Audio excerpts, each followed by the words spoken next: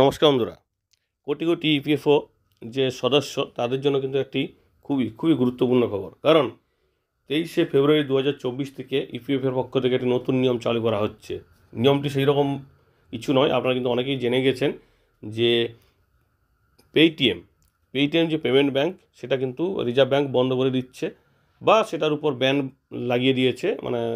তো সেক্ষেত্রে ইপিএফও বলেছে 23শে ফেব্রুয়ারি 2024 থেকে এই পেটিএম পেমেন্ট ব্যাঙ্কের মাধ্যমে যাদের ইপিএফের পেমেন্ট হবে বা ডিপোজিট বা যা রকম কাজকর্ম ট্রানজ্যাকশান, সব রকম ট্রানজ্যাকশানের উপর রেস্ট্রিকশান বা বাতিল করা হলো, বা ঘুরিয়ে বলা যায় যে এই পেটিএমের মাধ্যমে ইপিএফের পক্ষ থেকে কোনো ট্রানজ্যাকশান করতে দেওয়া হবে না বা করা হবে না। অর্থাৎ ধরুন কারোর ক্লেম আছে, ইপিএফের পক্ষ থেকে তাদের কাছ থেকে ক্লেম আসবে, তো সেই ক্লেমটাও কিন্তু তারা নিতে পারবে না বা সেই অ্যাকাউন্টে টাকা ট্রান্সফার করা হবে না।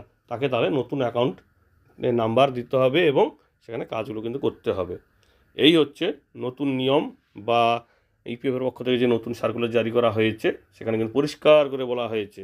কারণ আপনারা জানেন গত বছর ইপিএফের পক্ষ থেকে পেটিএম পেমেন্ট ব্যাঙ্ক এবং এয়ারটেল পেমেন্ট ব্যাঙ্ককে এই পারমিশনটা দেওয়া হয়েছিল। সেটার মধ্যে এয়ারটেল পেমেন্ট ব্যাঙ্কের পারমিশন কিন্তু আপাতত থাকছে, কিন্তু পেটিএম পেমেন্ট ব্যাঙ্ককে এবার 23শে ফেব্রুয়ারি 2024 থেকে এই ইপিএফের পক্ষ থেকে কোনো কিন্তু ট্রানজ্যাকশান করা হবে না বা টাকা দেওয়া হবে না পেটিএম পেমেন্ট ব্যাঙ্কের মাধ্যমে। তাহলে যাদের আছে এই অপশানটি বা যারা সিলেক্ট করে রেখেছেন তারা কিন্তু অবশ্যই নতুন অ্যাকাউন্ট নাম্বার দিয়ে কাজটি কমপ্লিট করে ফেলবেন। ধন্যবাদ।